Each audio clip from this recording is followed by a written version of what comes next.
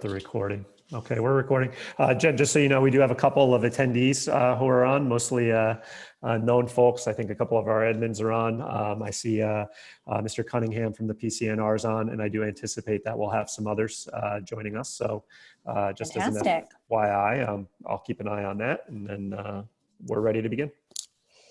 Okay, well, thanks for joining us. We were in an executive session to discuss collective negotiations pursuant to Article 14 of the Civil Service Law. No action was taken, and here we are. So the next Board of Education meeting will be held on April 14th at 7 p.m. We expect to be participating remotely again, so we'll be Zooming during that meeting. How do they get the Zoom? Can you tell them how do they get the Zoom information to join this meeting? Is that just on Board Docs, or is it also on the website? We've posted it on the website. On both, it's also on Board Docs. So yep, both links Great. are there. Great, okay. The trustee election update, this is a fluid situation. All we know at the moment is that the trustee election has been moved to June 1st. So there has been a delay of the election. We don't know what else is going to change about the election, if anything, in terms of petitions, signatures needed, virtual signatures versus in-person signatures. Is there going to be an in-person vote or an absentee vote? All of those things are still up in the air. But what we do know is that we do have one seat up for election. The election at the moment has been pushed to June 1st. For anybody who would like to get a petition packet, those are still available, and you can get them from Catherine Platt, Platt at haldaneschool.org. If anybody has any questions about board service, myself and any of my colleagues are happy to answer questions. And that's all we know for the moment. But as we get more information, we will share it. Dr. Benante, I don't know if you have anything else to say about that. I think that's all we know. Am I right about that? That's it. We'll see where we are 2 weeks from now. Okay. Okay. Okay, going into committee minutes, there are the technology minutes there from March 9th for review. And we'll go into Dr. Benante's comments. Yep, Jen, so I'm going to share my screen just so I can reference my notes, and I'm going to come back to this in a few minutes again for our budget discussion. So just to start, I just want to provide an update on our school's continued response to the COVID-19 crisis. So let me just get to my desktop here, and we are going to.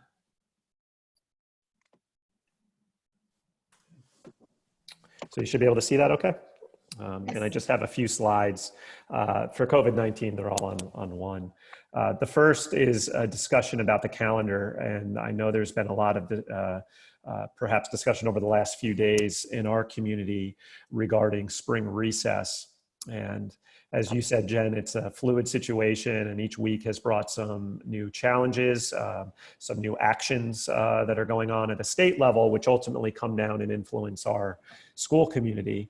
And the latest executive order by the governor, which was this past weekend, indicated that schools could not take a spring recess. I'll just leave it in layman's terms. It's embedded in there.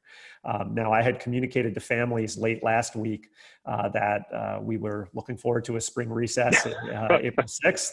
And then a day or two later, the governor's executive order indicated, as he extended the school closure, indicated that schools can no longer take a spring recess. The governor has the authority to do that. And I think he's done so probably for good reason. I think he's very concerned about kids not having structured activities, especially when you consider there's upwards of close to 1 million school-age children in New York City, which is the epicenter for this crisis. And now not having structured school activity, those kids potentially going out into the community and as we know, becoming vectors for the spread of this virus. And that's not unique to New York City. I mean, there's many communities where when school's not in session, kids go out and congregate. So we're going to comply with the governor's order, obviously. And I'll be issuing a communication to our staff this evening after our board meeting, and also to our families tomorrow morning, indicating that school will be in session next week. There'll be a continuity of learning that will be in place through the spring recess. So there is a resolution on this evening's agenda. We put that on late that essentially endorses such, and we'll come to that later on in the agenda. Are there any questions about that before I move on to the other items? Okay. So another item on for this evening is the continued payment of part-time employees. So as the board may recall from last meeting, you authorized the payment of part-time employees for the initial duration of the executive order, which was a 2-week period. Well, now here we are closed again for 2 weeks. So there is a resolution that's on again for the continued payment of part-time employees for this 2-week period of time. Something to keep in mind on tonight's, with respect to tonight's resolution is embedded in the agreement is an understanding that if employees would normally not be paid during a spring recess period, that it does not authorize the payment of such during those periods of time. Now, the fact that we're now in session during that period kind of brings that into question, and I'll admit I have to still work through that. So if, you know, the discussion I would recommend to the board should center around the potential for paying employees indeed for these next 2 weeks. I may, upon discussion with our attorney, determine that since we normally wouldn't be paying these employees during spring break and there may not be a need to utilize them in any way next week, we may not necessarily proceed with payment for next week. So I don't want to say two different things, but there is enough nuance in that language that allows for us to not pay our employees next week. But I have this executive order as well that I'm trying to be aware of. And I think, as Mike would say, such things don't always match up as things continue to evolve. So I just want to indicate to the board that there is we can discuss this further when that comes up in the agenda.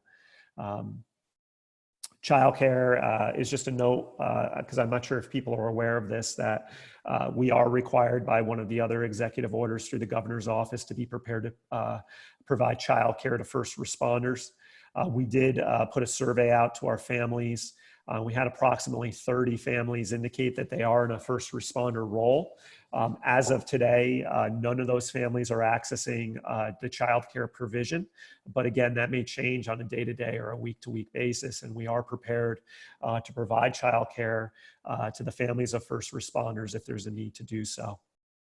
You may ask, how would we do that? We have aides who have volunteered to serve in that role. They would be paid, but they volunteered as opposed to being put on a rotational basis of any sort, that if there were a need to provide this, that they would provide childcare. Now, this would require us to open up the school and open up 2 or 3 classrooms in the school for regular school hours for childcare to be provided. Dr. Benante, can you talk a little bit about what happens for the students that are under age 5? Sure. So we've been working with the County Office of Family Services and the Putnam Dutchess Council for Childcare.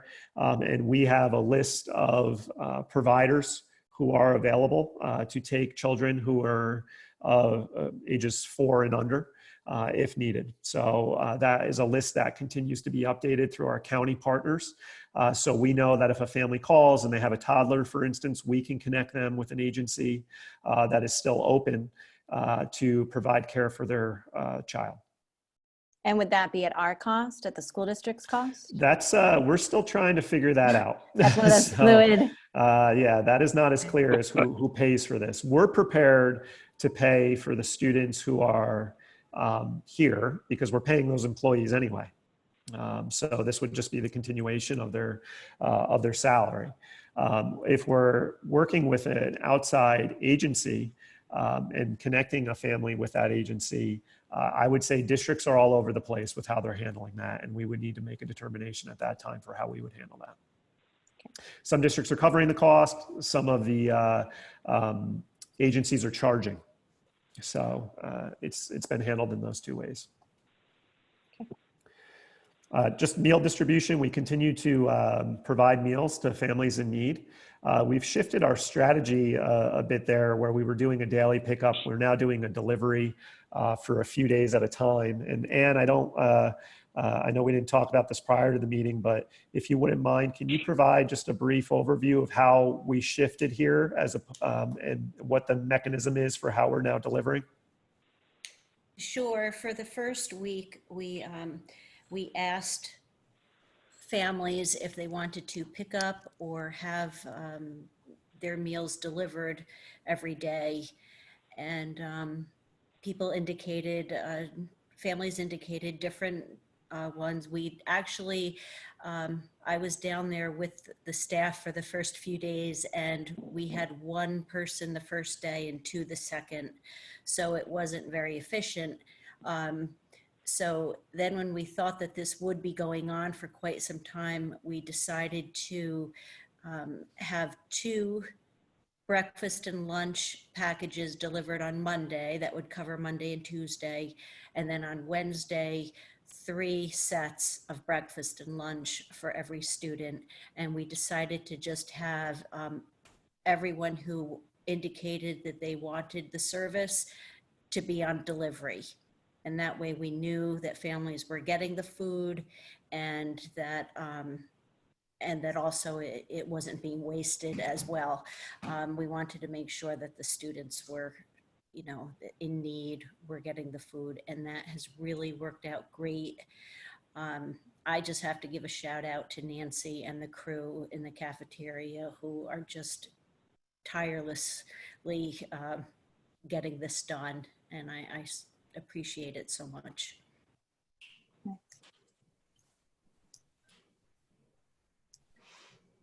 You're muted, Phil. You're muted. Sorry, my dog was walking through before with a squeaky toy, so I wanted to make sure.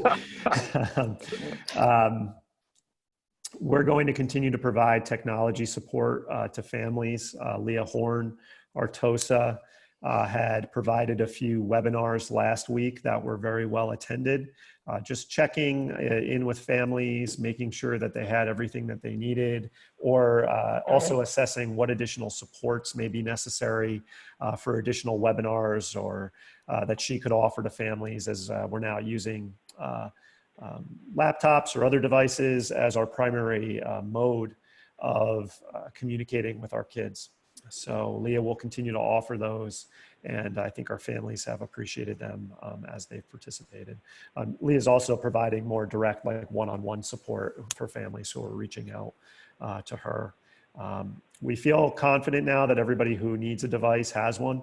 Several of our students were reaching out, or families were reaching out through last week up through Friday to get a device. So we feel pretty good about where we are now. We have more devices if kids need them, or if something comes up at home where they maybe need multiple devices. But we feel set with that. Additionally, we're starting to offer weekly community webinars, which are just an opportunity to check in with the community and talk about what's going on at the school and any updates that may be provided. So for this week's webinar, we'll be talking about the calendar, and I'll provide an update for that. Some other items that have come up that are probably maybe of less interest to the community will also be included in it. We're also this week, I'm pleased to report that I was able to get 2 representatives from the Department of Health at the county level to participate also for a Q&A. So we confirmed that today, and also put the notice out to the community today via the K-12 system that webinar will be on Thursday at 11 a.m. The last one filled very quickly. I was pleasantly surprised. I was also incredibly anxious. Yeah, I was not, I was not expecting that. And it's interesting communicating with people when you can't see them. So, but we had 100 participants last time. We were capped at 100. We probably had 20 or 30 more who wanted to attend but couldn't because they were blocked. So we expanded our platform to now allow for up to 500 individuals to attend the webinar. And I think that's plenty. And that, again, was communicated. And just to show the board, if I can come out of this, where is that now on our website? Here we go. Under our COVID-19 tab. So if you go to our homepage, we have a tab now for COVID-19. You can see this week's community update. The Zoom link is right there. And then if you go down, you can see last week's here. So you can actually access the webinar, the recorded. So if you were to click on that, you would see it. And then the Q&A highlights are there as well. And Megan did a great job summarizing all the questions that were asked and answered during that webinar. So we'll plan to do the same today. And I'm really encouraged because I think folks will appreciate some of the facts that the Putnam County Department of Health has to share. And hopefully that will go as well as the last one. So I would just say, just to echo something that we were talking about a little bit in executive session, or was mentioned, was that a great time for the district to play sort of a linchpin role in bringing information to the community. And I think you saw that because you had so many people who were I will admit that I was one of the people who got locked out because I got there 2 minutes late. So just great flow of information coming from the district. Great, no, I appreciate that. We're going to, and the principals and I talked about this because I think that there's, as we get a little further in here, there's going to be a good time for the principals, if you will, to do school-specific updates.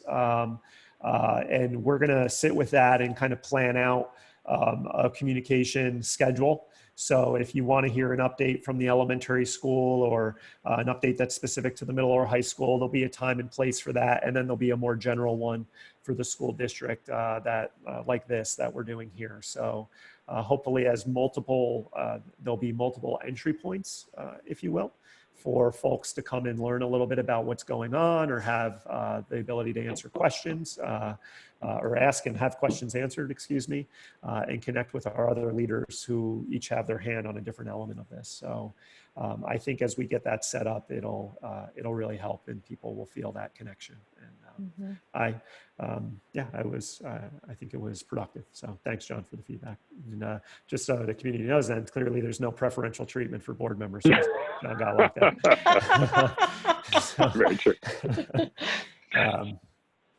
All right, I think, Jen, that was all I had on my updates. The rest is for a budget discussion that we're going to have later on the agenda. Okay, Can I just is it okay if I just ask a quick question? One of the things that we've been talking about in at our house is we have 2 kids. Henry's in 5th, Josie's in 7th. They have they're in different grades, obviously, and so they have a very different workload. But one of the things we've been talking about is providing feedback to the teachers as well. And this is a learning and growth opportunity because I don't think any teacher has had to do distance learning with all of their students and potentially with their children at home too. So I don't know, this is a question for you to answer now, but one thing would be interesting is how are we channeling feedback on structure of work and volume of work and all that sorts of stuff back to the teachers so they are learning and getting a feedback loop as well? I think that's a great question. Yeah, I won't answer that now. I appreciate your giving me the opportunity not to, but I think that I think that's something that I'd like to talk with our principals about as well and see what is the best mechanism for that to occur. You're reminding me though, John, if I can, that we also, I'm just going to share my screen again. We have a new continuity of learning plan that we're going to start with tomorrow. And just let me see. That's not it. That's not it. I apologize. I had it. Oh, here it is.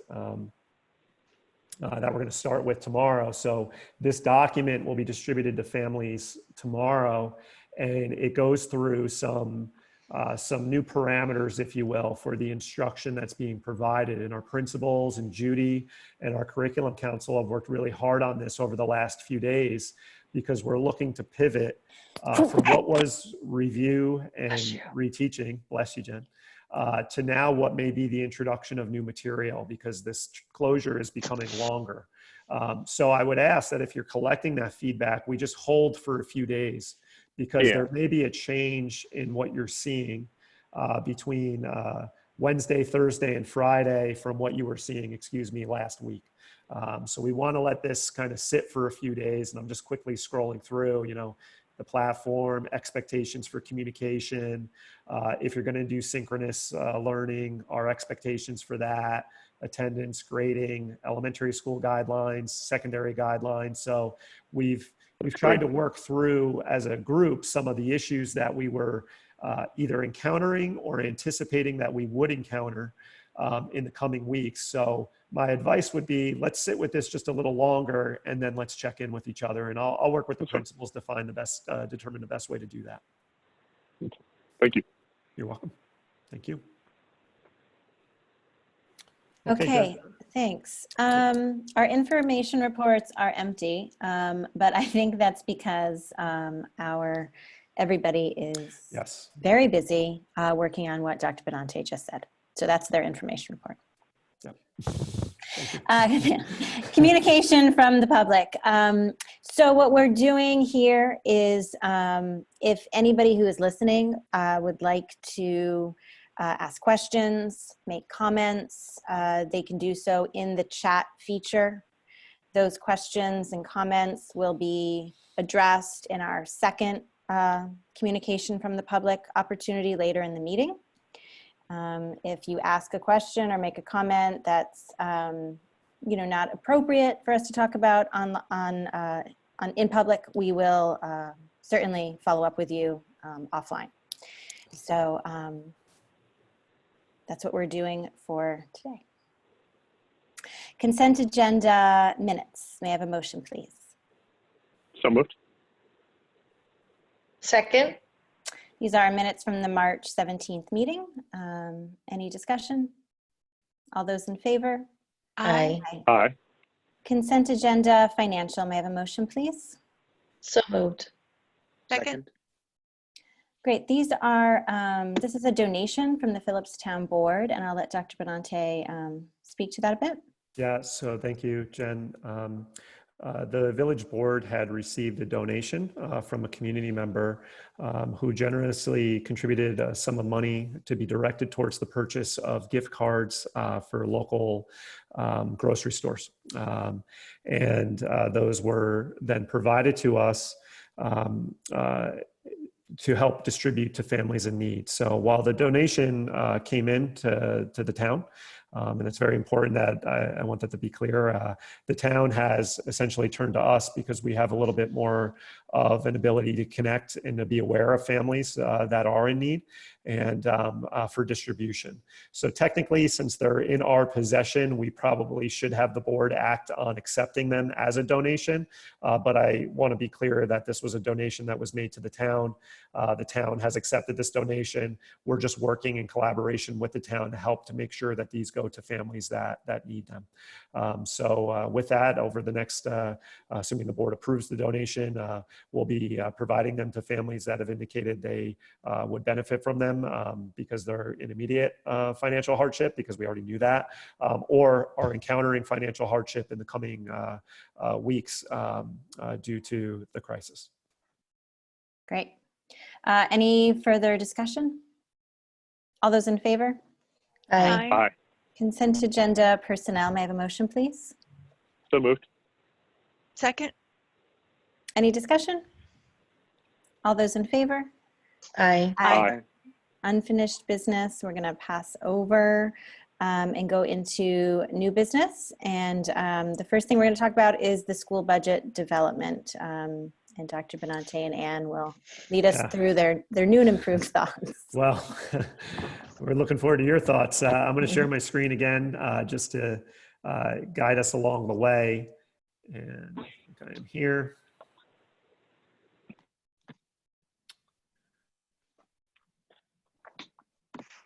So I just want to bring the board back to what our parameters were that were established back in December. And that was to develop a budget up to the levy limit, to the extent possible, incorporate recommendations from the strategic coherence planning process, and to maintain all existing programs for students. So Ann and I and the leadership team worked on that for a couple of months, and that's how we arrived at the administration's recommendation for budget that was presented to you on March 3rd. The world, has changed significantly since March 3rd. I want to just bring us back to a few key figures, and I'm just moving some things on my screen while we talk through this. The proposed budget was $25.2 million, which really equated to a 3.3% tax levy increase. So again, the parameter that we established on the front end was to develop a budget up to the levy limit. Our levy limit for next year is 3.3%.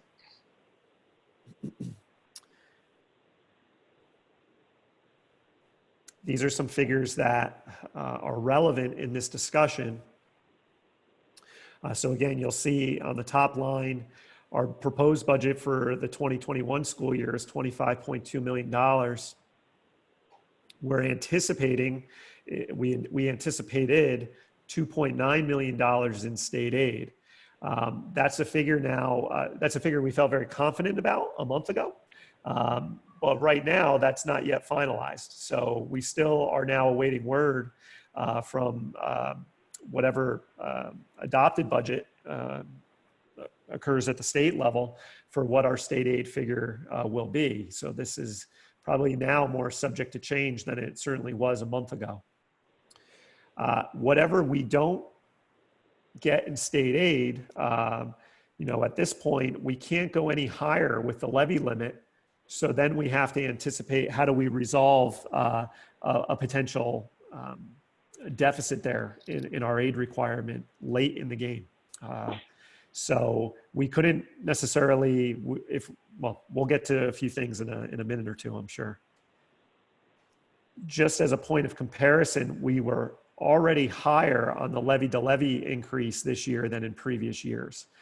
And that was because of certain, that was due to certain exclusions that were allowed in the levy limit calculation specific to debt service. And Ann can speak a little bit more about that if there are any questions.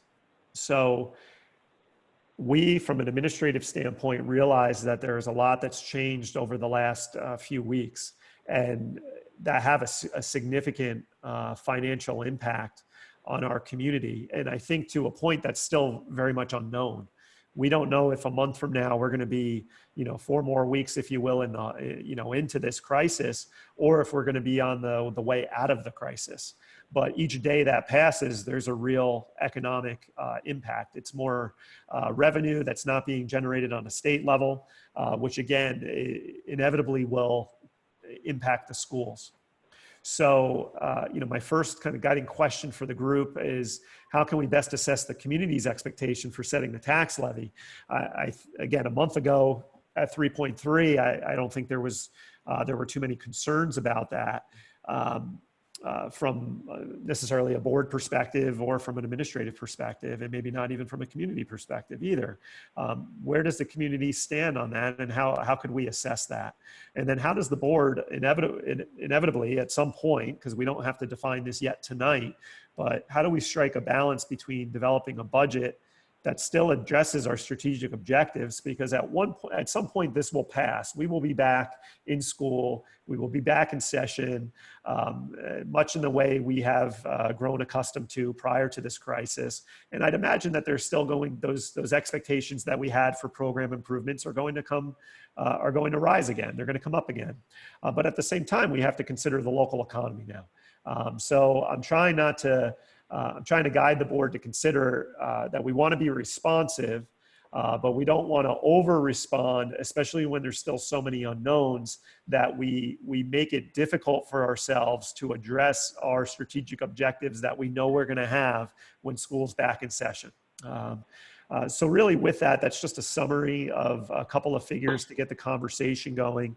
Something else I provided to the board just in the background was this chart. I think you were looking for this, and there's two tabs on this chart. I'm going to go to the addition reduction view. This was emailed to you. I think you were looking for this in the last budget presentation, if I could read your minds. And this just gives you an overview of what our deficit was, what additions we made in the proposal. So you know we made an addition of a director of curriculum, benefits for that position. We also increased a line on career and tech ed. That amounted to this figure, $234,000.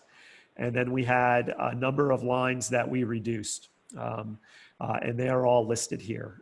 I won't go through them in great detail. I'll highlight some of the big ones. We had curriculum support this year. So for hiring someone in curriculum, we no longer require the support in curriculum that we were contracting with BOCES with. I had mentioned some of these professional development contracts that we have. If we have someone in-house, we don't need to access those professional development contracts in the same way. I mentioned a reduction on the clerical end. I mentioned the reduction of the school peace officer. We have breakage because of retirees. That's a key figure here. And then there's a few others that are less costly, if you will. So that's how we are resolving the deficit here, where you see these reductions on one end, along with some of the additions, and that's how we arrive at the $430,000 deficit that we were talking about back in February. So that's just there for your reference, because I think you were looking for that in my initial presentation. Going back to the presentation though, or the overview, this is where I think we are right now. What the administration needs to know is essentially, and it doesn't necessarily have to happen tonight, but we need to work towards a clear understanding of what target are we trying to hit. So Ann and I and the administrative team, as we go back and work on budget, we need to have a figure in mind that we're working towards. So if we can get some sense of direction from that tonight, that's great. I do think with certainty that by the end of our next board meeting, so 2 weeks from now, we're going to need to know what that figure is, because we're going to have to work on budget development again. That's something that we had spent a couple months on, and we're going to likely have to come back to it and put something together in a couple of weeks. So I'll sit with these two questions, and I think it's a good point to open it up for the board.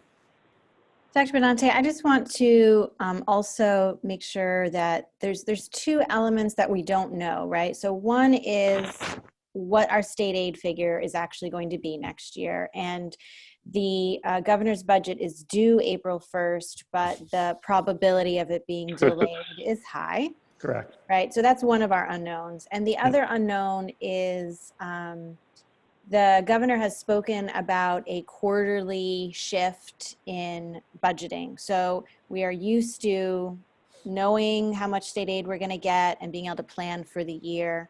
One of his proposals is a budget that shifts every quarter depending as he assesses what the revenue really is. Correct. Which we can understand, of course, given he doesn't know anything, he can't anticipate things either. However, that puts us in a very challenging situation. So not that either of that hasn't been approved yet, but I know that that's something that he's talking about, right? So are those are kind of like two things we're working with. Is that That's correct? Those are the, and I'm learning these things likely when you are, as the governor's having his press conferences each day, there's a nugget that's often left there to give us an indication of what may be to come.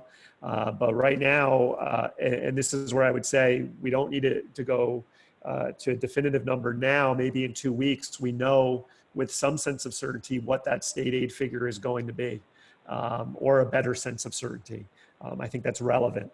But at this point, whatever we're not getting in aid, this budget already has us levied to the limit anyway. So we have to look to other areas if we want to move forward with the administration's recommendation, then we have to look at where is that other funding going to come from. So there's other lines in the budget that we could re-examine. There's the use of reserves. There's there's fund balance.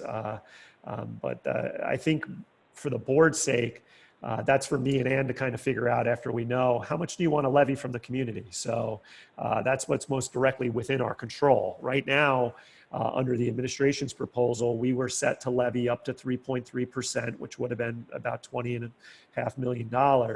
What do you think? We need to work towards defining what the board is comfortable with putting before the community for a vote. Just as a historical question, realizing there's probably been a lot of changes. I think there was a change in the state aid calculation at one point, but what happened to the state aid to schools in 2008, 2009? Yeah, and you'd probably have a better answer for that than I would. That was a time when it was really out of control. That was the gap elimination adjustment. And that's where we had really flat state aid to begin with. And then each year they took some money back from us to balance the state's deficit. So that went on for several years. And that was also at the time when the tax cap was coming into play. So we were really getting choked from both sides. They were taking money back, eliminating their own gap, and they were capping us. So year over year during that time period, the tax cap came into play, which established the cap for the levy year on year. And they were also, over the course of a couple of years, our state aid in a total dollar amount or a per pupil dollar amount, however you want to calculate it, was going down for Haldane. Correct. They would give us the aid, and then in one other line, it was called the gap elimination adjustment. It was a negative. They took it back. What was the magnitude of that?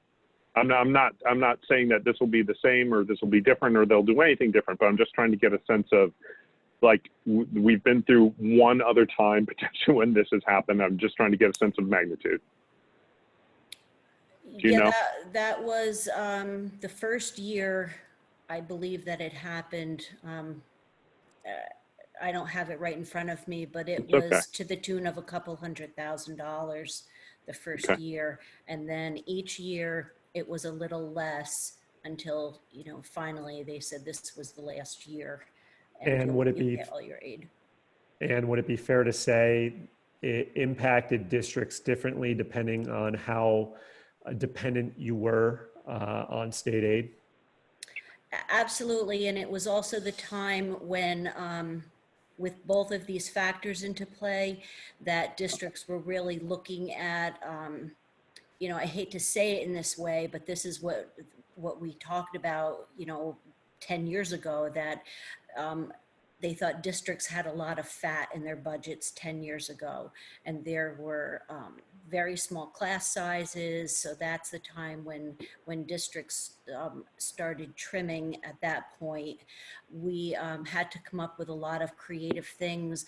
Those were the years when we did the smoothing for the TRS, because TRS, after the stock market tanked, the TRS rates jumped so high that not only were they part of the tax levy limit calculation, that districts couldn't afford it, and they sort of gave us a way to finance the tax or the teachers' retirement system increases.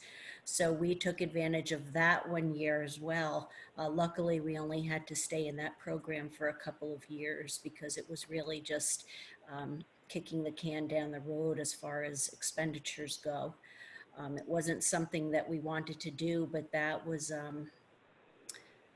there would have been major program cuts at that time for us.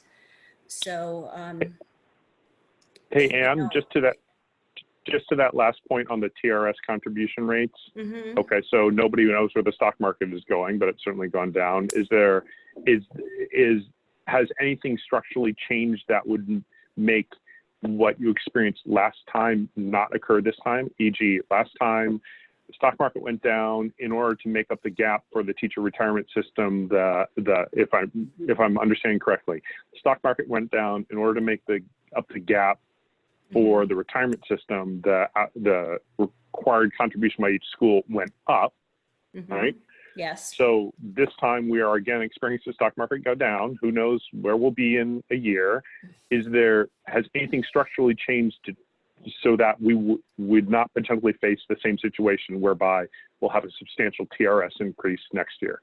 Absolutely. We're in a much better situation Okay. this time, because if you recall, last year we established the TRS reserve, Yep. contribution reserve, also have some money funded in it.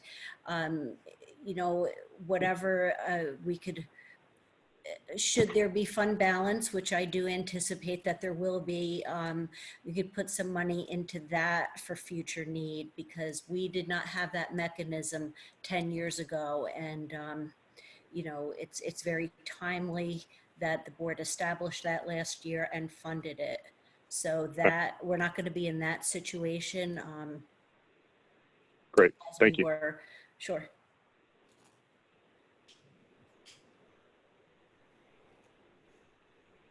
Other questions, initial impressions?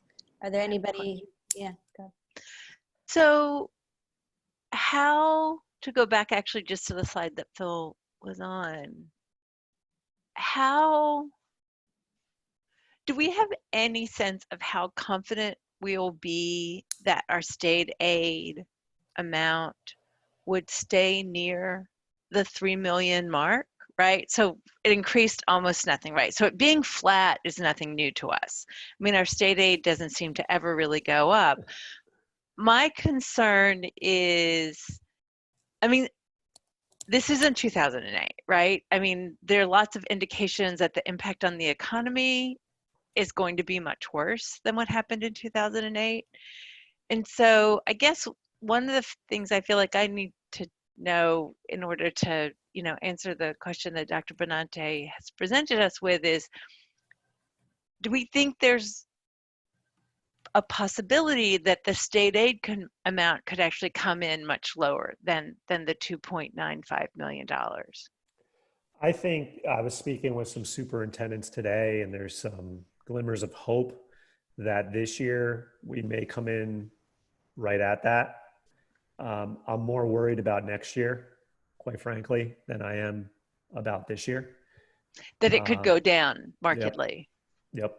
In that rolling scenario that Jen described, the quarterly allotment, that I understand it. If I were the governor, that's probably a smart way to go about it. But for me as us as a recipient of that, it worries me. It makes me a little concerned. I can say this though, Peggy. I think in 2 weeks we'll know more about the state aid figure than we know tonight. Mm-hmm. So part of this would say, let's assume we get exactly what we were anticipating on state aid. What do we do with the levy? No. Well, but that's part. Yes, I understand that. But for me to actually answer the question about the levy, I needed to have a better understanding about what we thought the possibility was.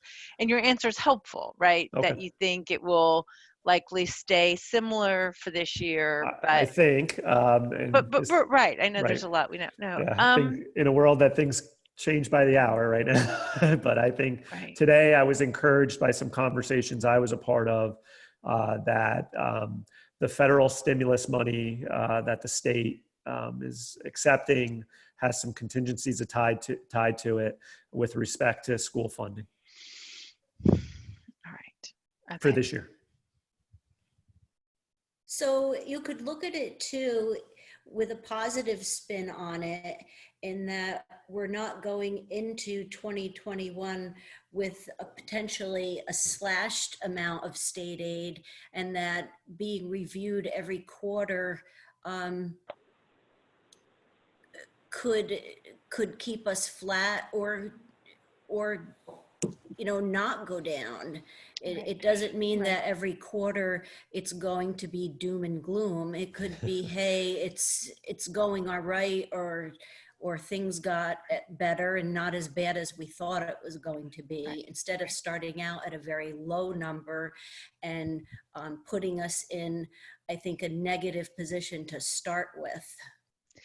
Yeah, I mean, I guess my question is actually really naive, because my concern is, or was, that this $2.95 million could actually, even in a couple of weeks, we could hear that it was 2.5 or 2.3.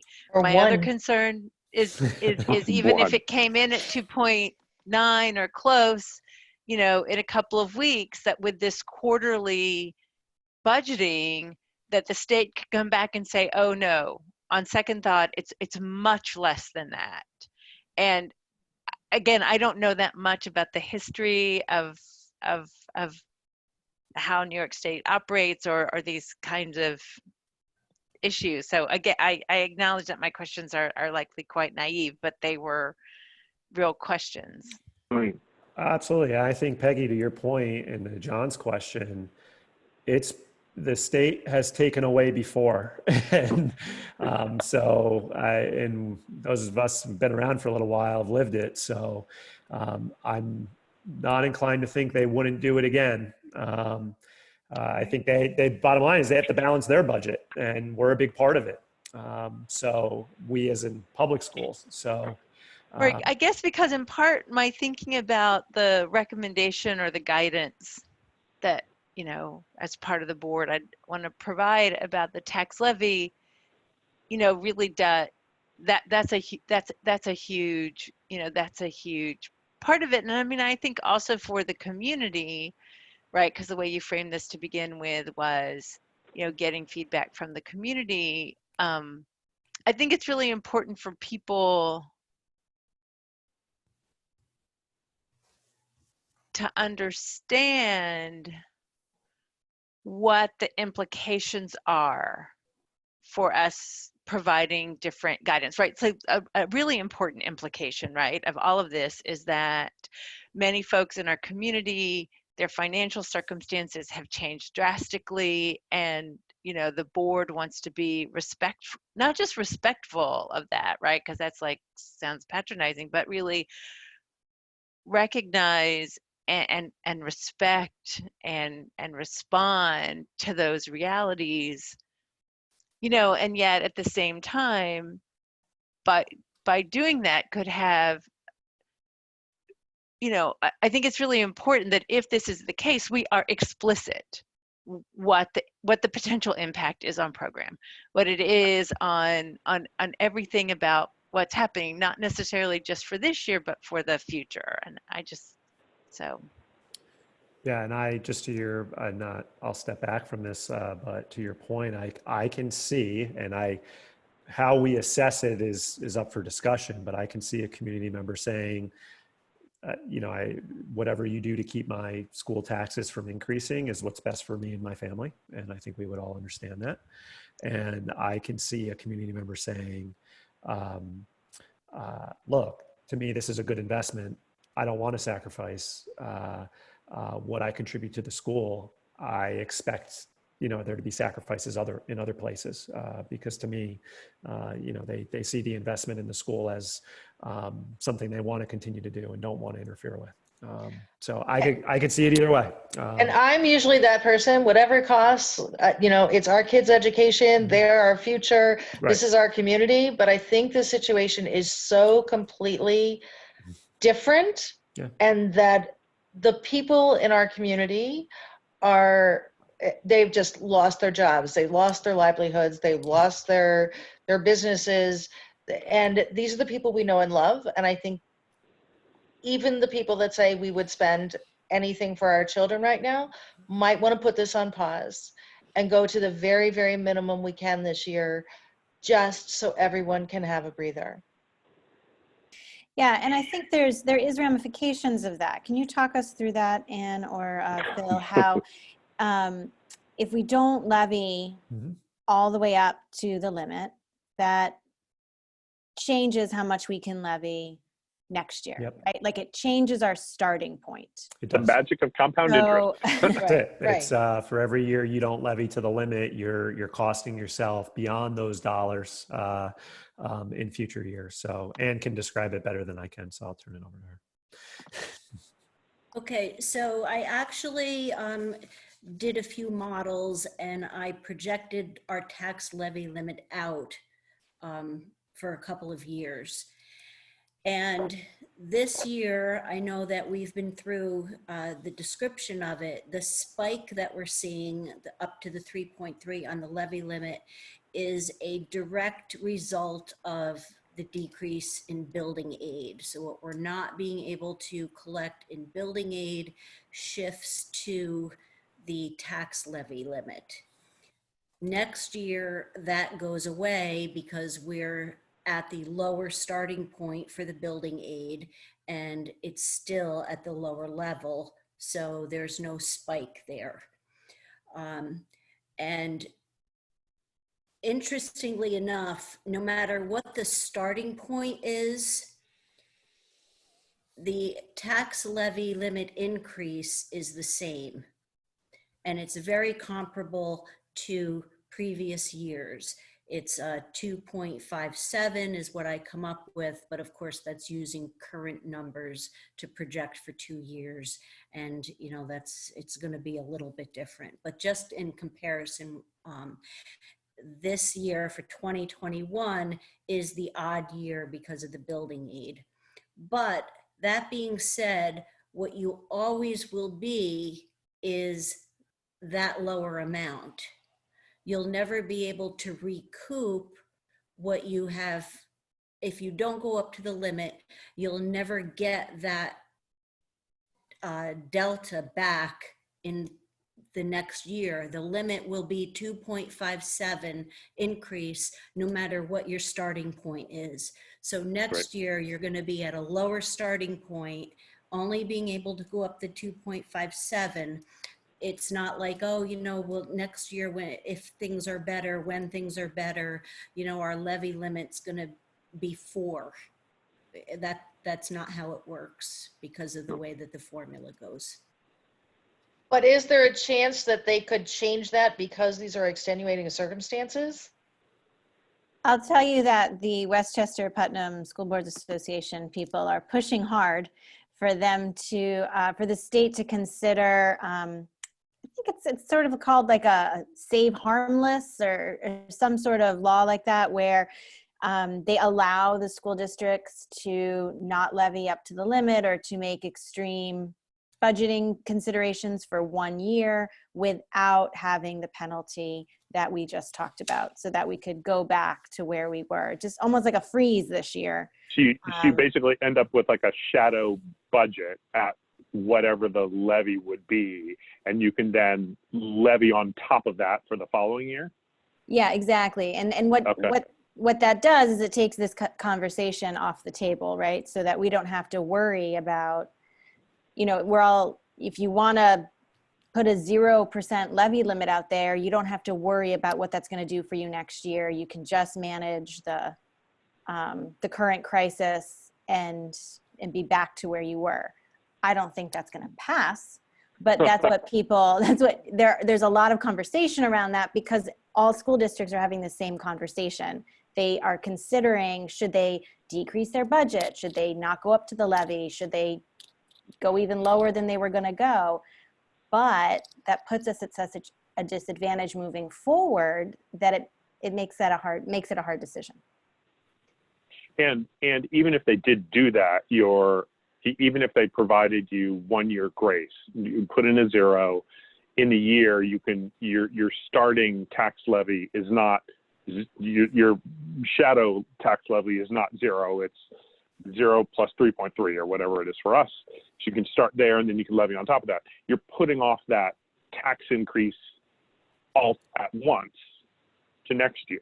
So everyone's going to see their overall tax bill potentially go up by 5% or whatever it is next year. So And it may not be better next year.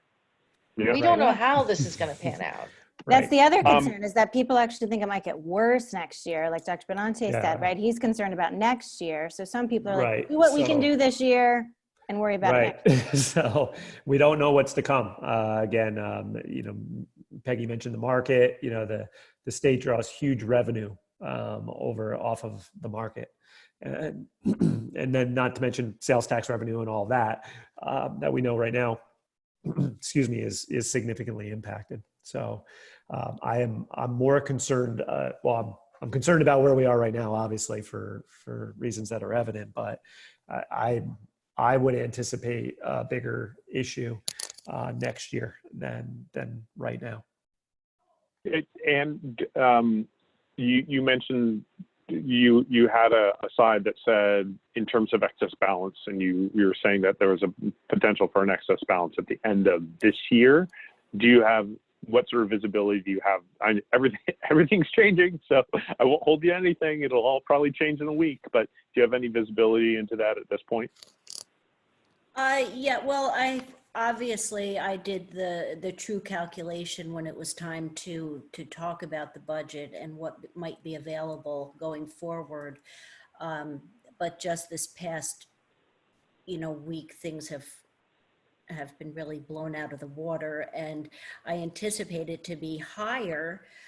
So what I'm hesitant to do is to throw out an arbitrary number, and because there's some thoughts based on what the board would like to see happen. So if we have a goal, it's always much more efficient, and we can make better recommendations if we have a goal, rather than working in the opposite direction of, well, here's some ideas, and we can do this, and we can do this, and we could do this. And everybody might get very excited and say, oh, wow, why don't we do all of it? And then that would be a really bad thing, because now we're putting all of our resources into dealing with this year instead of having more of a steady, foreseeable increase. Spikes in your tax rate, if you go artificially low this year and use all of your resources like fund balance and the 4%, even if you think you might want to start digging into that, and artificially depress the 2021 tax rate only the following year to see that that's unsustainable.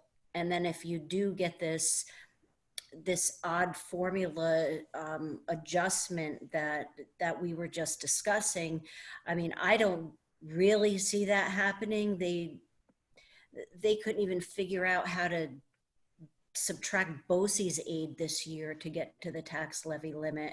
That would be really an extraordinary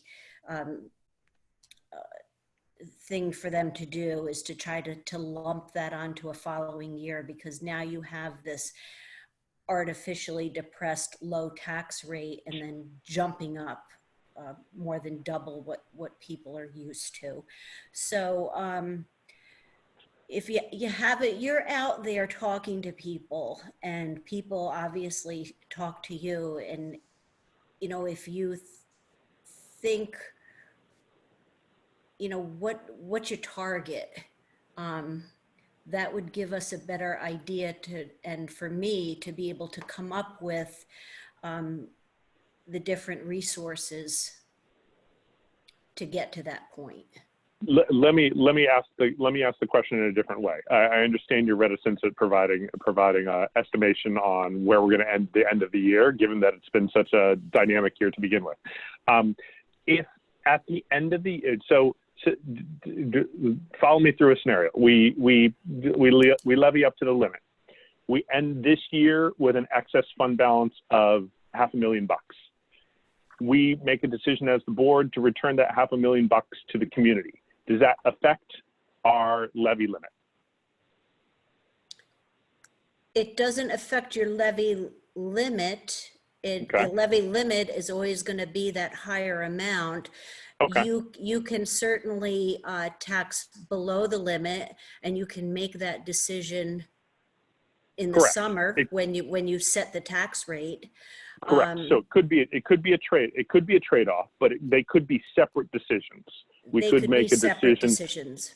Okay. Right. All right. It's an unknown, John. I think I appreciate the question, and it's a strategy we could decide to take. The thing we would be doing, though, is that we'd be still obviously putting a budget before the community at, let's just say, 3.3%, with Right. the understanding, and it would fall on us to communicate this, that, hey, a month later, when we essentially close the books and we have, to use your number, $500,000 left over, we're going to return that to the taxpayer. So in reality, you're only going to realize I think we defined every $200,000 as a percent. You're only going to realize a 1% increase to your taxes. But the unknown is, what are our books going to be at the end of the year? What is that number going to be? Now we know, and you've obviously been a part of this long enough to know, there's usually a balance forward. We like to make sure we have the TRS reserve now, so we've funded that in the past. We have usually a deficit that we're running in the cafeteria. We like to resolve that, but we've had monies left over in the past, and we could certainly provide you with an average of what that tends to be. And and Ann and I have kind of talked about it. Aren't we saving money now? Right now in this time, we're not operating our buildings in the same way. Shouldn't we be realizing a certain savings on certain items? We can scale back in certain areas, and maybe that is the direction now moving forward, to maximize whatever that balance forward at the end of the year is, to return it to the taxpayers. But there's got to be extra. Go ahead, just John. good. That's okay. I'm just cognizant of the things that I think a number of people have raised, which is making a decision. Like, I think we need to recognize the current financial impact to the community. I'm also cognizant that making a decision now on the tax levy has impacts into perpetuity, period, full stop. Yes. Right? Unless we're going to go above the limit in 2 years. And I doubt that we're ever going to want to do that, because the numbers I've seen on the districts, they've done like 10 districts out of the entire state. So I'm putting that on the table, and I don't expect the tax cap ever legally to change. So to make a decision now that will have a long-term lasting impact on our school district for the next 20 years, I'm wary of that. I am, however, very concerned about what every single family is going through right now. Mm-hmm. So that's the source of my questions. Yeah. I think there's also, go ahead, Margaret. And if we put this out and it's too high and it fails, then what happens? Mm-hmm. What always happens. Yeah, assuming we have the options that we've had in the past, we can either adopt a contingency budget, right? Which Ann would have a calculation for that, for what our contingency budget is this year, or we can adjust it and put it out to vote again. Right. So we want to be sure we don't have to go to contingency. Right. I think there's also something in between, though. We're not talking about, and I think that's what the direction that Phil and Ann are asking for desperately. They keep trying to get us to answer their question. It's okay if we need more time. We just at some point we'll have to decide what the number is. Right now we're at 3.3, mm-hmm. and then there's 0, and there's a whole bunch in between, mm-hmm. right? So we could be mindful of the community's situation, while at the same time being mindful of continuing program and the future health of the finances of the district. So, if we said we want to make sure we continue all programs, we don't want anybody laid off, and we want it to come down to 2.3%, right? So we can give some direction that's kind of a compromise where we're demonstrating hardship. The district is sharing the pain of the community. We're not going up to the levy limit. We're going to make deeper cuts. But at the same time, we are maintaining program. We are placing a high value of education for our community, and we're looking at future health of the district. So I think what Ann and Phil are also looking for from us is, it doesn't have to be all or nothing. There can be somewhere in between. But I mean, I guess what I want to come back to, like, the goals that the district has, sort of what's coming out of the strategic planning initiative, or the strategic coherence planning initiative. And because, like, there's maintaining program, right, which essentially comes down to keeping, and tell me if I'm being too simplistic about this, but keeping all of the staff, right, all of the staff that provide all of the program, and that's certainly important. But I'll be honest, I mean, I think to maintain our current program without addressing the direction that the coherence planning process has taken the district, and in particular the idea of bringing in this director of curriculum, like, I think just maintaining program, I don't know if that's really enough. I'll be honest. I mean, and I don't know, I'm not being very articulate, but I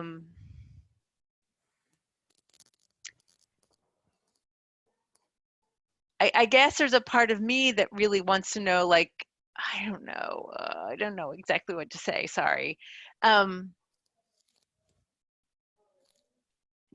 Are there places really even where it would be worthwhile to reduce some of the current program in order to continue moving the district forward in some of these ways? Yeah. That we have so clearly heard from our administrators that they want to go, that we've heard from the community where it wants to go, and where we've supported that, like, I don't know. I mean, I know what Phil and Ann are looking for is like a percentage, and that's important, but there's a way even in which these conversations about, well, what about how much money we have left over and what will the implication be? I mean, there's a way to bring this out to sort of, and I don't, this sounds disrespectful and I don't mean it to be, but to sort of,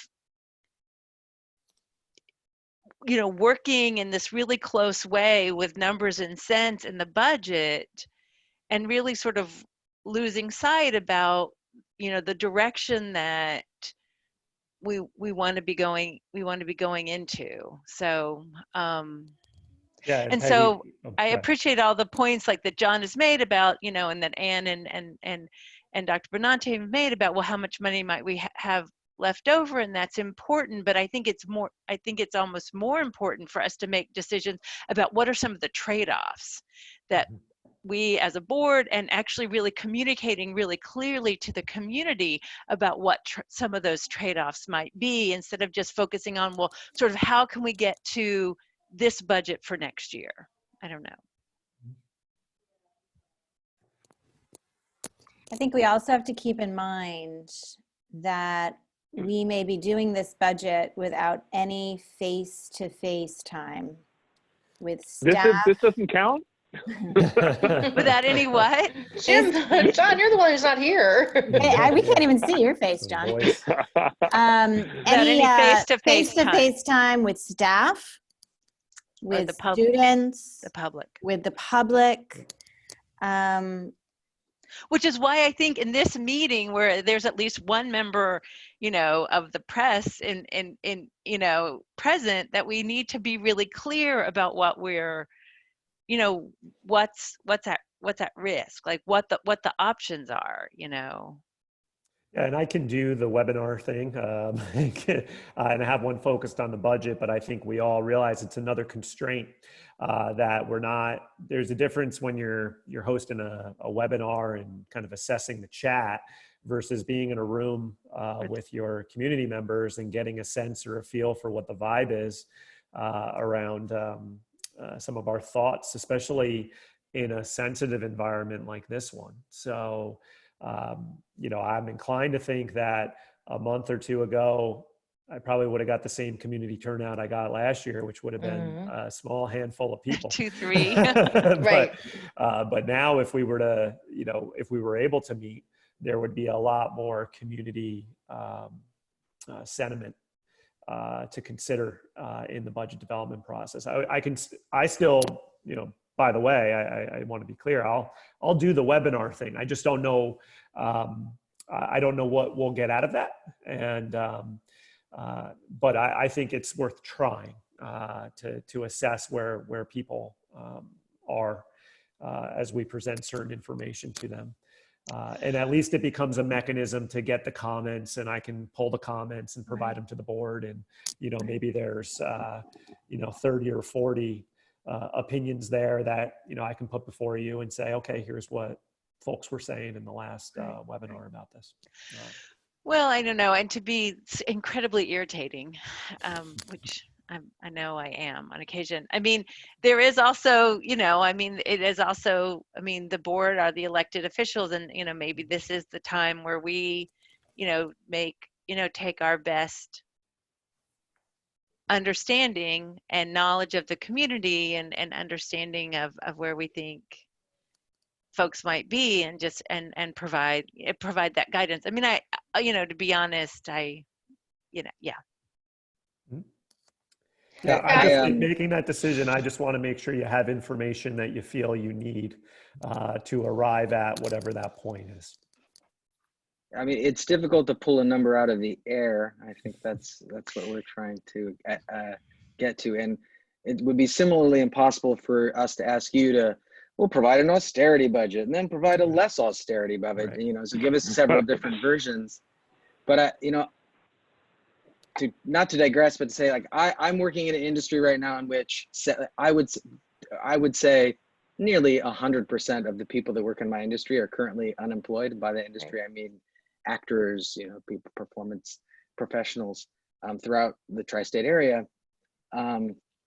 And so I'm mindful of the economic pressures that fall upon their shoulders, but at the same time,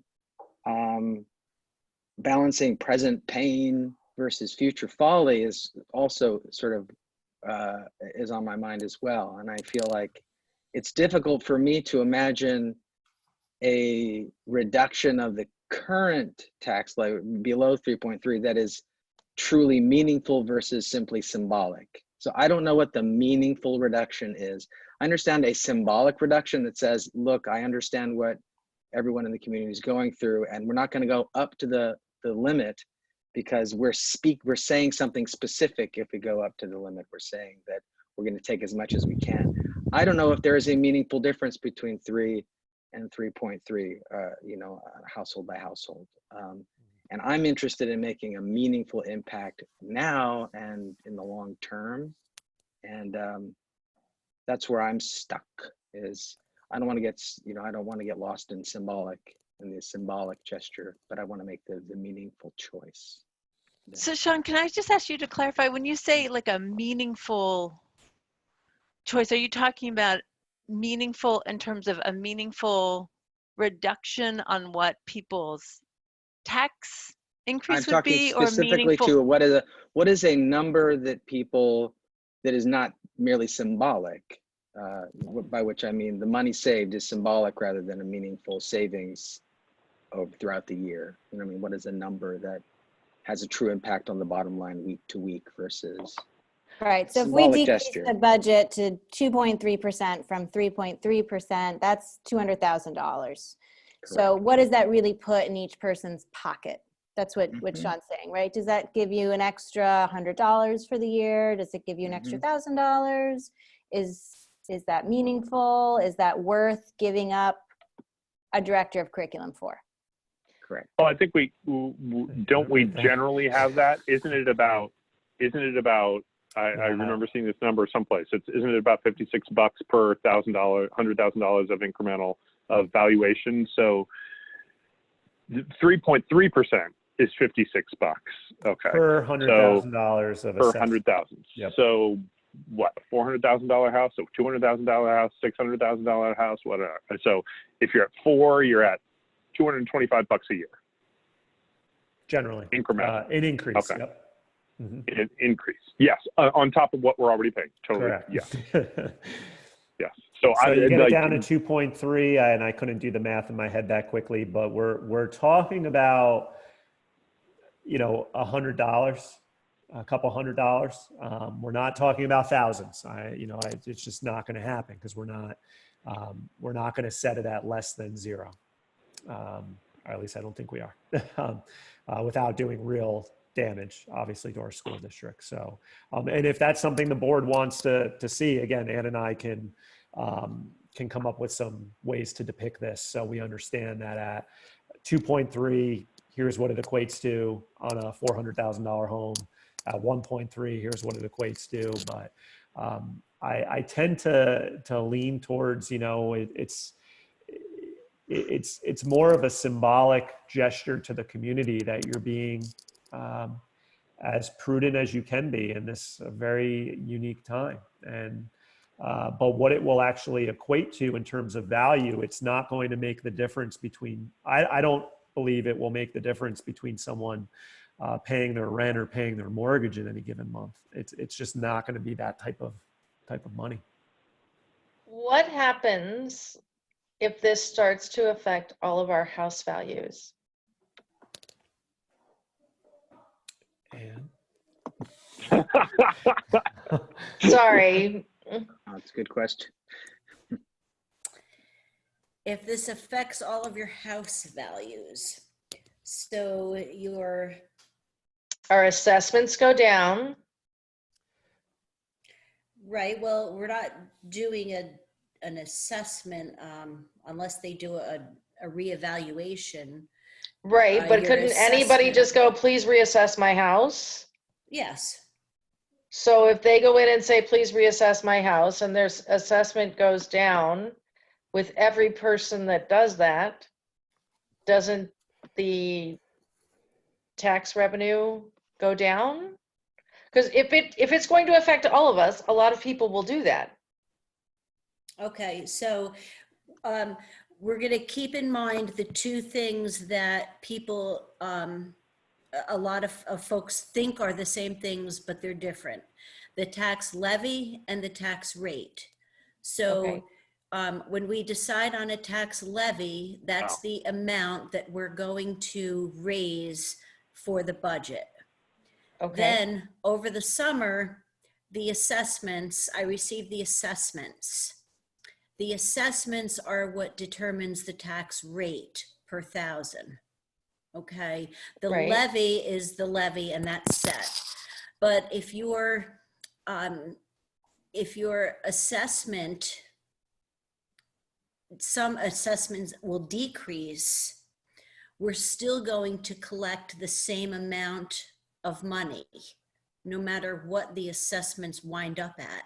So the tax rate will rise if people's assessments go down. Right. So it's all connected. It's all connected, but you're paying a higher percentage on a lower taxable assessed value, or a lower percentage on a higher value. And unless there's a revaluation of everyone, there's going to be that variance. It's hard to answer that question because, how much will assessments and market values And we have no idea. affected? I don't know. I have a crystal ball. I don't have that crystal ball. If I did, I'd be getting ready to sell myself. But so So I I don't think know. though, Ann, just to I don't interject, like know. when we all lived through the 09-10 scenario where housing prices were cut in half, nobody was paying less school taxes. um, so I think, I know there's a scenario, in there with equalization rates and whatnot, especially when there's a uniform depression of home values in a given area, that's not going to be something that's unique to Okay. Cold Spring as compared to what's happening in Carmel and other townships across the county. We're all going to realize potentially the same thing, but it's not going to result in a decrease or a way around paying less in school taxes because it's a uniform depression on home market values. Right. I really appreciated what, and I'm not 100, I don't want to put words into Sean's mouth that he didn't intend, but I did really appreciate Sean's comment about, what does it, what's the, I guess, not wanting to just do something symbolic is how I understood what he said. I mean, and when I think about the kinds of comments that we hear at the Board of Education meetings, I do feel like the expectation from the community is to continue to, improve what we're able to offer all different kinds of students. I mean, I don't feel like any of us are hearing like, wow, the districts, well, I guess actually maybe we've heard in the past, but I mean, recently, that we're, that we're doing too much. I mean, I think the expectation is for the district to continue to improve. So anyway, all of these are not giving Dr. Benante and Ms. Dinia the information that they The want. numbers they okay. want. I think, we realize this is a lot to consider. And I think that, and I don't want to arbitrarily stop the discussion, but again, I think this is something we need the board to think about over the next 2 weeks and by the end of our meeting on, I think it's the 15th, I do think at that point we'll have a responsibility if we're to make adjustments in budget development to have some time to do so, because it may impact staff and we have to work with our staff to communicate that, and or we need to re-engage our staff in these discussions, because we did go through a very collaborative approach to arrive at what we've recommended to you. So it doesn't have to happen tonight, but I want us to be aware of what we should be working towards over the next 2 weeks. And then from there, Ann and will take it. Yeah, I mean, the problem is, right, normally we would meet next week because it's the first Tuesday, but we're not, because it's supposed to be spring break. And so we won't meet again until the 14th. And then that would only give you all until the 21st. Yes, and I'm questioning whether or not we would have, and again, we try to avoid the putting before you on the night of adoption a recommended budget that you may want to discuss further. So there might be a need there, or we may get relief on that date. We may not have to be, since the trustee election's been pushed back or is going to be no sooner than June 1st. And Jen, I think now I've read some things that the school budget's also going to be tied to that. We may get the April 21st date may be pushed back as well. I can certainly get some clarification on that over the next few days. Do we feel like we need another meeting next week? Do we feel like we'd know anything more? Yeah, I think that's the question. Right. Well, but I mean, there's a question of would we know anything more, but, and again, I don't know, but like maybe in a week the board will know, or maybe members of the board already, have, other than me, obviously, have really clear ideas about what guidance they want to give. I mean, maybe folks don't feel like they need another week. I mean, do folks feel like they need another week because we individually need to think about what we want to come back and advocate for? Or do we feel like we need more time because we want to know what the state is going to do, you know, what the state might do? Right, and that could change again the following week. I have felt through this whole thing, it's funny, this afternoon when I was thinking about it, I realized that in prior years, I would talk to people on the street. I'd get a text, I'd get an email, I'd run into them in Food Town. This year, because I'm at my house doing nothing, not talking to anyone, I had to physically make phone calls this afternoon and go, guys, what do you think about the budget? Because I had no idea. I had had no contact with anyone. So that's where, when I started talking to people, they were like, oh, low end, do not go higher. But I hadn't talked to anyone before this afternoon because no one's thinking about it. There's so many other things on people's minds right now. And it was very odd to me that I had not had one conversation with anyone about the budget development. Some water in it. Yeah. No, it's tricky because we're not going to be talking to people, and who knows if they're even voting or absentee voting, or so it's a challenge.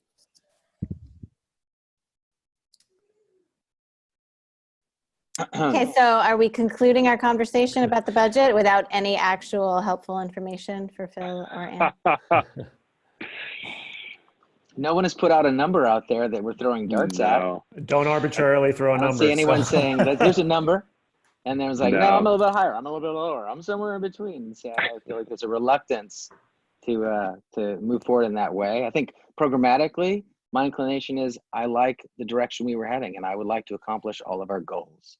And I would like to make sure that we don't leverage our future based on our current pains in one way or another.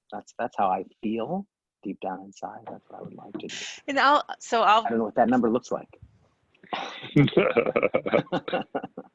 And I mean, and I think, you know, one of the things I think that we may be faced with in the fall, for as hard as our teachers and administrators are working, and for, you know, not to in any way slight the enormous efforts and I'm sure the many successes that are taking place in this move to distance learning. I can tell you what I do know, though, as somebody who's studied digital learning and distance learning for a long time, it is differentially effective for children for all different kinds of reasons. And if we think we had achievement gaps this year, they will be bigger in the fall. They will be. I mean, that's something for us, and I'll speak really strongly about this. We think that we wanted to address achievement gaps now. Our teachers are going to be facing huge hurdles because for lots of all kinds of reasons that have nothing to do with the strengths or weaknesses of individual families, just because of different circumstances, kids are able to engage in really different ways with what's happening. Our children, lots of them are experiencing, I would anticipate, a lot of stress, right? I mean, our kids are going to come in with a whole different mixture of academic needs and social emotional needs. And I mean, just as Phil said a little bit earlier, the community is coming to the district because of what we do and how we serve the community and what we know. And we are going to need every resource we have to address the really genuine needs of our kids when they come back after this. And so to me, I would argue that speaks to making the continued investment that we plan to make, but I anticipate that other people can make a strong, passionate argument that disagrees with that as well. But I don't think we have any idea what we're going to see. I mean, folks like Phil may know, but I think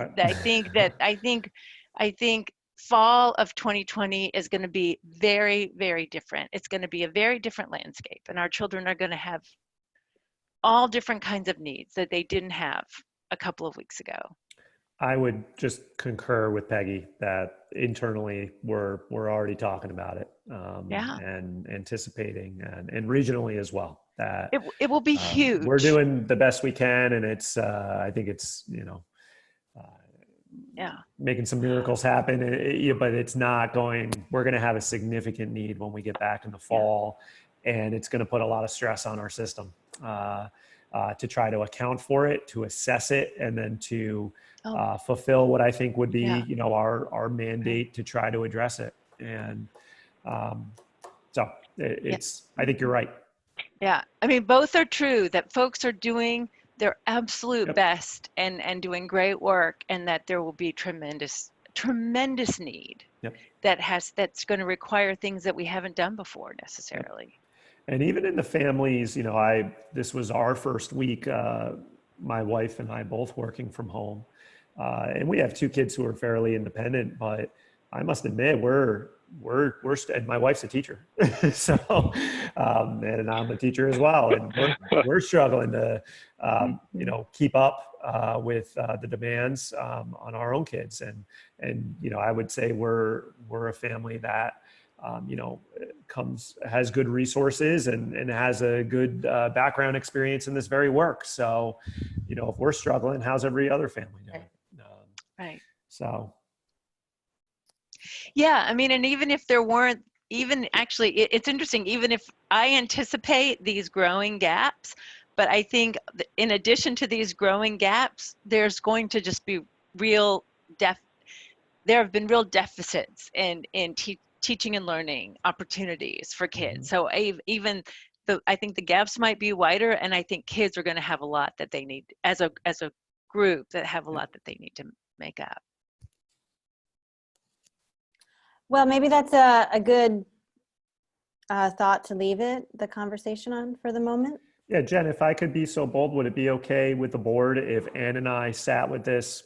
Obviously, if you have thoughts between now and our next meeting, send them to us or communicate with Jen, and Jen and I are in pretty regular communication with one another. An option would be just taking Sean and Peggy's last thought would be, okay, if we were to keep the levy where it is, and this I think incorporates John's thought as well, what would we be able to do? What is at our disposal to offset the levy? What other strategy could we apply? So when it actually comes to someone getting their tax bill in the fall, that would be different. What could we re-examine there? And I think we can present some ideas regarding that if you want us to. And if you can set out the real dollar amounts, if your house is worth I got that down. $300,000, this is what it is. If it's, and it's going to be $24 a year, it's going to be $2 a month, it's going to be, one day you don't get a Coke. That's the kind of numbers that I think people need to see. Because I don't think we can pass a budget that's got a big number. I understand. So we'll start there. That's great. Thank you, Phil. Thank you. Thank you. Yeah, thank you. Okay. All right. Where'd my agenda go? Here we are. Revisions to the annual meeting notice. Is that a resolution for Ms. Platt to read for us? I'm just, sorry. Catherine, do you have that resolution in front of you? I do. Be it resolved that upon the recommendation of the Superintendent of Schools, the Board of Education hereby delegates authority to the District Clerk in consultation with the school attorney to make revisions to the annual meeting notice and the procedures to be followed in the event the governor and/or the state education department officially orders a modification to the date and/or the procedures to be followed for the 2020 annual meeting. The district will provide a copy of any modified legal notice of the annual meeting to the Board of Education and Superintendent of Schools. May I have a motion, please? So moved. Second. Any discussion? Jen, just to summarize for the board, this is going to allow us, you approved the meeting notice notification last meeting. Next time, yep. The meeting's not going to happen at that time that you approved. This gives Catherine the ability to, when that date is finalized, we know by the last executive order, it's going to be after June 1. So when that's finalized, she can proceed with making that known to our newspapers, and so we can proceed with the budget vote and trustee election. Which Peggy, actually did you have- then makes it, we're not going to vote on the budget. I mean, we have our budget calendar still, but we're not voting on the budget on May 19th. Correct. No. No, right, okay. Yeah, that's why I think there'll be some relief on that April 21 day. I just haven't asked that question Yes, yet. of course. I should have realized that before. Thanks. Great. All those in favor? Aye. Aye. Aye. Okay, number 3 is the supplemental memorandum of agreement between us and the civil service union. This is what we talked about earlier with the hourly employee payment that we approved 2 weeks ago, and now it is up to be approved again. So, Ms. Platt, could you read it, please? Be it resolved that upon the recommendation of the Superintendent of Schools, the Board of Education hereby approves the supplemental memorandum of agreement between the Haldane Board of Education and the Civil Service Employees Association dated March 31st, 2020, related to the payment of hourly employees during the COVID-19 pandemic between April 1st, 2020 and April 14th, 2020, and authorizes the superintendent to sign the agreement on behalf of the district. May I have a motion, please? So moved. Second. Any discussion? Are we all comfortable reapproving the payment for our Well, hourly employees? And Phil, you're going to figure out the spring break versus no spring break. I am. I apologize for that. This last executive order kind of threw me for a loop, and this was something I hadn't considered in the in now next week's being a regular school week. Yeah. Yeah, Everything changes by the hour. I mean, it does. it is what it is. So I'll work through that with Ann tomorrow. All right. Thank you. All those in favor? Aye. Aye. The approval of the school calendar revision. Okay, this is a long one. Okay, hit it. Whereas in response to the effects of the COVID-19 pandemic, the governor of the state of New York has called upon each public school district to assure that for the period commencing on April 1st, 2020 through April 14th, 2020, all weekdays shall be designated as student instructional days. And whereas there has been a mandate placed upon New York State public school districts to continuously provide food services and childcare services in accordance with their plans as submitted to the New York State Education Department in response to the COVID-19 pandemic, now therefore be it resolved that the board hereby modifies the adopted 2019-2020 school district calendar by establishing the days of April 1st through April 14th as student instructional days, thereby changing April 6th through April 13th from spring recess days to student instructional days, while establishing May 22nd as an additional instructional day. And be it further resolved, in addition to implementing the district's continuity of learning plan during each of the weekdays commencing on April 1st, 2020, and through at least April 14th, 2020, the district shall continue its childcare services and food services plan as submitted to the New York State Education Department while awaiting further direction from New York State government officials. Woo! May I have a motion, please? So moved. Second. Any discussion? Dr. Benante, in plain English, this means no more spring break. No spring break, and we'll communicate that to families tomorrow. Okay. All those in favor? Aye. Aye. All right, we're going into our communication from the public. If anybody is still actually with us. Dr. Benante, do we have any I chat have items? Cecilia, who you know typically records our meetings for us, and Yeah. she was on the line and has indicated we're doing a great job and everything sounds clear. Aw. I don't know if Cecilia? she intended If she's for still that with to be shared, but she did include it. So, We'll take a positive. she's still And here. she's still She's still here. Yes. Although I think she may have said that way before the long Yes, I think that meandering was an hour ago. discussion. Yeah, maybe She that's took a She might nap change her for assessment an at this hour. point. Yeah.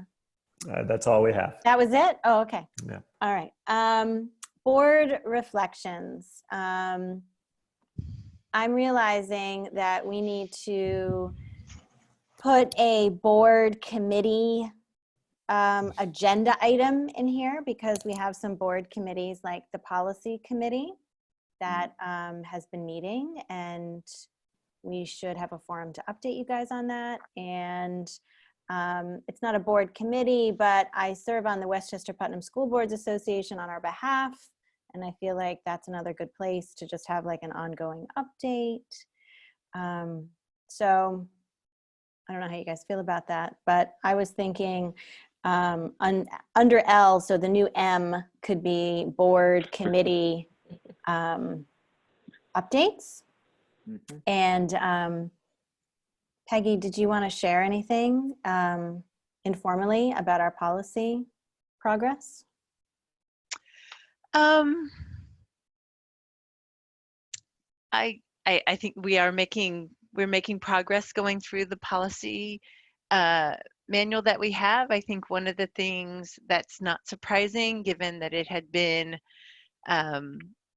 close to a year since we had done the first review of the manual, was that this version came back with some new policies, as well as some meaningful revisions to policies. And yeah, I don't know. I didn't have anything more than that. Yeah, so we have the draft back from Erie BOCES now, and we're going through the draft to send it back to Erie BOCES. Okay. And then they'll get it back to us for the board to approve. Right. And actually, Jen, I didn't even realize that the rest of the board may not have known that. Yes, Yeah. Jen and I, yes, we have been meeting regularly, moving through this, what's essentially the second draft of our policy manual. Mm-hmm. Yeah. So we're in motion. Keep you tuned. Yeah. And Westchester Putnam School Boards Association has been a real source of commiseration and information, which has actually been really helpful. And they do this weekly town hall call. I think I may have forwarded some notes from those town hall calls to you guys. They do them weekly.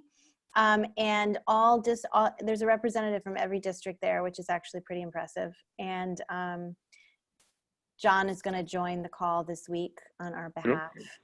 Yep. John, make note. And anyways, they're continuing to be really just a great source of information and help to know that we're not doing this in isolation. Every school district is going through pretty much the same exact things that we're going through, and trying to navigate it all. So that's, it's good to know we're not alone. So that work is continuing. So a board committee tab to come. Does anyone have any other board reflections they'd like to share? Okay. Dr. Benante, any final thoughts? Just continue to wish everybody good health and your family good health. And, here we are 2 weeks from where we were before. And I hope we find ourselves in a better position 2 weeks from now. And I do think, and I don't mean to sound repetitive, but I've been in touch with our leadership team and several of our teacher leaders. And I think that all of our staff are rising to the occasion to try to make the best out of this situation. I do appreciate everybody's flexibility and patience. As you, I think, are privy to, you see a lot of the communications and the notices that are coming across your desk and or in your email. And it's a lot to keep up with, but we're doing our best with that. And I think our families have been very understanding. And it's a crisis, and it's the unique piece. It's a crisis that is not readily visible. And I think that's what makes it so unique. It's not as if, you know, a natural disaster occurred and you can see the neighborhood that's been impacted or, you know, some other event. You know, in many ways it's happening in the background. And it's just not as evident in what we see on a day-to-day basis, other than the fact that we're not enjoying, you know, each other's company and the space that we typically share with our community members. So, but it's real, and I'm trying to, you know, reiterate that in my communications and encouraging folks to, you know, take the guidance from the Department of Health seriously. And my hope is we continue to do that, we'll be able to return to some sense of normalcy sooner rather than later. But this too shall pass, and for the most part right now, I hope everybody remains in good health and your families as well. Thank you. All right, I'd like to make a motion to adjourn. May I have a second? Second. All those in favor? Aye. Aye. Good night. Thank you Good very much, night. everybody. Good Have a night. great night. Thanks. Bye-bye. You too, John. Good night.